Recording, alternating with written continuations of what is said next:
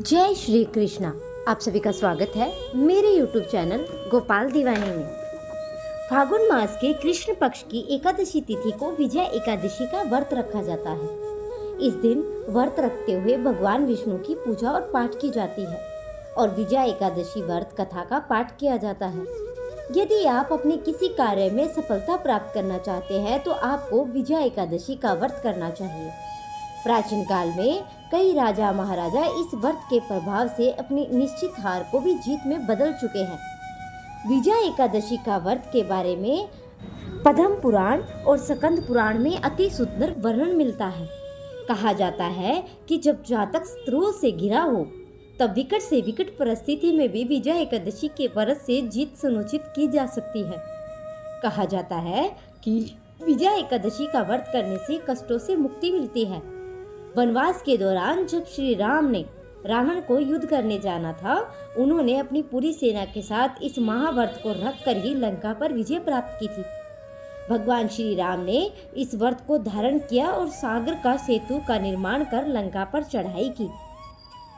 प्रातःकाल जल्दी उठकर स्नान करें और व्रत का संकल्प ले और फिर विष्णु जी की आराधना करें। भगवान विष्णु को पीले फूल अर्पित करें और घी और हल्दी का मिलाकर भगवान विष्णु को दीपक अर्पित करें। पीतल के पत्ते पर दूध और केसर से बनी मिठाई रखकर भगवान को चढ़ाएं। एकादशी की शाम तुलसी के पौधे के सामने दीपक जलाएं। भगवान विष्णु को केले चढ़ाएं और गरीबों में भी केले बांट दें। भगवान विष्णु के साथ लक्ष्मी का पूजन करें। द्वादशी तिथि में व्रत खोलें और प्रसाद को वितरण करें। फागुन माह के कृष्ण पक्ष की एकादशी तिथि 6 मार्च को सुबह 6:30 से शुरू हो रही है। वहीं इस तिथि का समापन 7 मार्च को प्रातः 4:13 पर होगा। ऐसे में विजय एकादशी का व्रत 6 मार्च बुधवार के दिन ही किया जाएगा। इस व्रत का पारण अगले दिन यानी 7 मार्च को किया जाएगा। अब आइए कथा आरंभ करते हैं। एक बार धर्मराज युधिष्ठिर बोलते हैं कि हे जनार्दन, फागुन मास के कृष्ण पक्ष की एकादशी का क्या नाम है तथा इसकी विधि क्या है, कृपया करके आप मुझे बतलाइए। इस पर श्री भगवान बोले कि हे राजन, फागुन मास की कृष्ण पक्ष की एकादशी का नाम विजय एकादशी है। इसके व्रत के प्रभाव से मनुष्य को विजय प्राप्त होती है।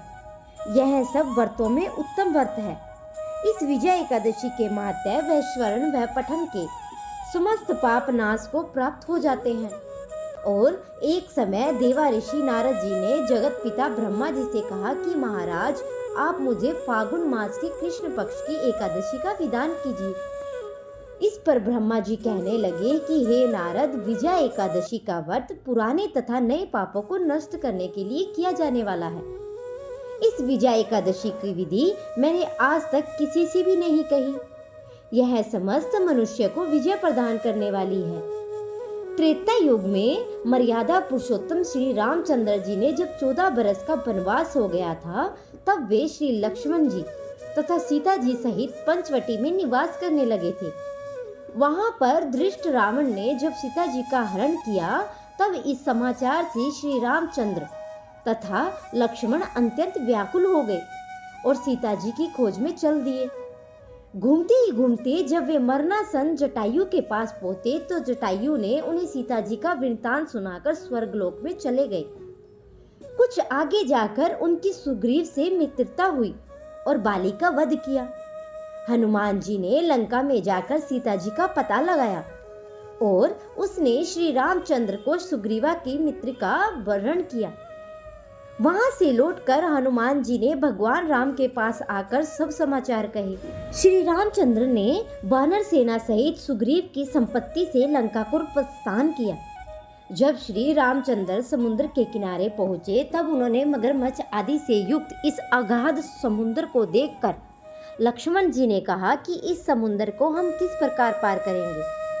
श्री लक्ष्मण ने कहा कि हे पुराण पुरुषोत्तम, आप आदि पुरुष हैं, सब कुछ जानते हैं। यहाँ से आधा योजन दूर पर कुमारी द्वीप से वकल दलायक नाम के मुनि रहते हैं। उन्होंने अनेक ब्रह्मा देखे हैं।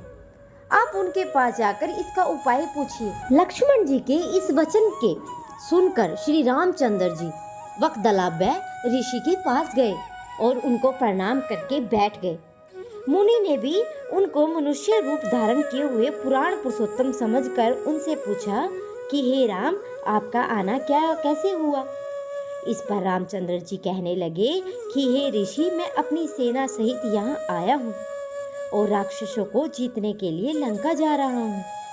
आप कृपया करके समुद्र पार करने का कोई उपाय बताइए, मैं इसी कारण आपके पास आया हूँ। वक्दलाभ्य ऋषि बोले कि हे राम, फागुन मास के कृष्ण पक्ष की एकादशी का उत्तम व्रत करने से निश्चय ही आपकी विजय होगी, साथ ही आप समुद्र भी अवश्य पार कर लेंगे।